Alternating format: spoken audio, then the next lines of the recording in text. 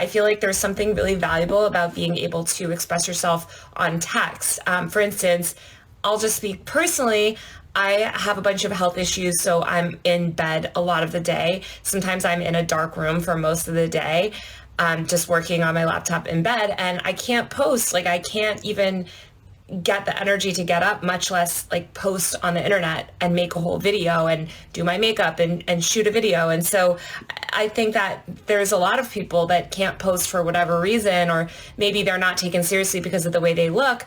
But they have a lot of really brilliant things to say. And so I think we should have a place for that type of communication, and written communication is really important. So, well, apparently there is that weird green stuff outside called grass, and Taylor can now go out and touch it because she has been banned from Twitter. There are many rumors on why she got banned. According to the Washington Compost, is because she asked Elon Musk for an interview. There are other rumors saying that it's due to the fact that she was trying to contact Elon's daughter in order to get bad information about her daddy. And then Elon Musk himself said that she got banned for previous doxings, which is kind of funny because a lot of journalists and blue checkmarks were like, can you show any evidence? And I'm like, motherfucker, go on Google. I mean, it's worldwide. It made world-breaking news. The reason she made world-breaking news is due to the fact that she came out saying how hard it is to be a woman online. Like, feminizing online is very difficult because other people try to bully you offline. And then she goes and tries to bully libs of TikTok. You know, I guess it's like a self-fulfilling prophecy. It's like the progressives require bad things to happen in order to push their agenda. And they try to accelerate and move it along. You know, it's kind of like some environmentalists who are like, oh, the world is dying. We need to do something. And then they set fire to a forest to say it's like, oh, look how bad it is. That type of activism, you know? Does that type of activism even has a name? It's like when you try to create the problem that you're fighting against. Yeah, so she got banned. No one knows really why. I mean, if you want to take Elon Musk for it, it's for previous doxings. She will get her account back, of course. It's not like they get banned forever. My favorite part is when people on Twitter, they say like, oh, well, it's not fair because they just made the new rule and they're applying it retroactively. Oh, thank you. Welcome to the club. Is this your first time on the internet? Is this your first social media platform that you're using? You created the system. This is why I dislike these people. They created literally that, like, they have managed to do this system. They advocated that Twitter should ban you for doxing. The blue checkmarks were the biggest advocates of censorship on the fucking platform. You made the system.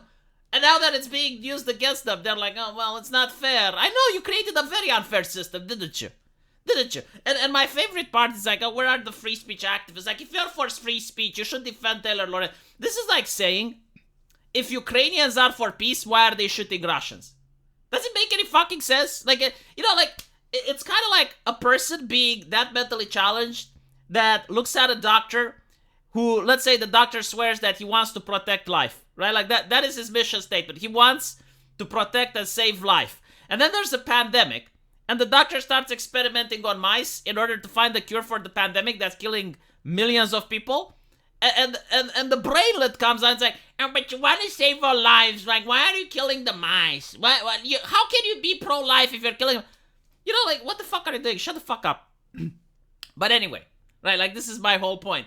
I don't understand why the firefighter, when the whole city is burning, should save the house of the arsonist first. If you have the arsonist who accidentally set fire to his own, why is it that person that has to be saved? The first.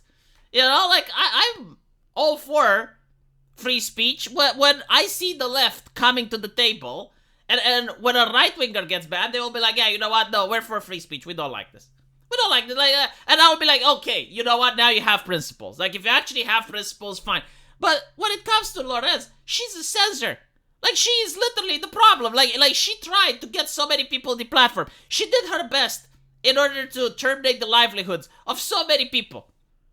I'm not the one banning her, okay? I didn't report her. I didn't try to get her banned. But now that she's banned, like, what do you want me to do? Huh? What do you want me to do? Say, like, oh, well, it's horrible that it happened. I do agree though. Like you shouldn't be banned retroactively. That is my statement. I don't think that social media platforms should come up with new rules and then retroactively apply it. But at least in her case, like it was against the rules to dox. Right? Like it was against the rules to dox. She doxed. She didn't get punished because she had the blue check mark under previous management. I don't think it's fine, like Elon Musk said that everyone gets an amnesty and whatever. Like, fine, it is unfair. But at the same time, I can't say that I'm not chuckling over this. I can't say that this isn't some sort of cosmic justice, that you're getting a taste of your own medicine, like you're trying to ban other people and now you're getting banned. Oh, that's not good. I know, it's not good. What can I say? So, I never tried to get someone banned. Like my conscience is clear. I never tried to get someone banned. I never tried to get someone deplatformed. I never tried to get someone's lives ruined. So I can't say that, oh, well, I did laugh about it. I gotta say, I'm not a saint. Like, sometimes it happened to certain people, and I can say, well, couldn't happen to a nicer person. But I'm not actively trying to hurt them, right? I'm not So there's that. Also, take into account, like, I keep hearing people, it's like, oh, but like free speech. Doxing is not free speech, okay? You're trying to intimidate someone. Like, you're not trying to make a political point. You're not trying to add something or say something to the conversation. You're trying to bully and harass people into silence. That's what you're doing when you're doxing someone. And it depends on the context, of course. In some cases, like, it can be newsworthy. Like, let's say you have Justin Trudeau going around and saying, oh, we need to social distance this Christmas. We need to find new and innovative ways of celebrating Easter by being apart from our families and blah, blah, blah. And then he goes on with his entire security detail to his family home. Right? Like, by saying that, by showing images, look, Justin Trudeau is traveling to his family home, right? You're technically doxing him.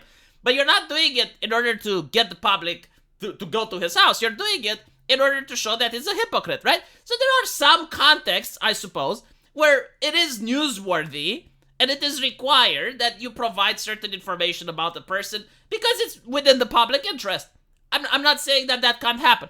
But when you're just doing it maliciously, like you're doing it like, here's the person's phone number or here's the person's address, hoping some activists go to their house, hoping someone phones their employer to get the fire. Yeah, I do think that's not part of free speech.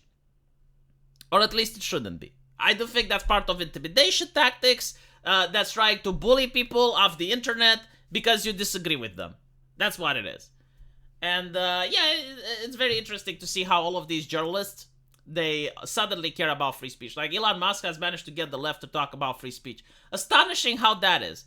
I was talking about free speech when I wasn't banned. In fact, I never got banned from Twitter, and I was talking about free speech. Isn't that interesting? Apparently, it can be done. Like, it doesn't have to affect you in order to talk about it. Again, my apologies for not showing skin. My webcam broke, so it will take a while until I can buy a new one. And until then, I'll just use my microphone. Sorry if it's a little bit boring, but I'll try to fix it soon. Let me know what you guys think, and as usual, I will see you in the comment section. Take care.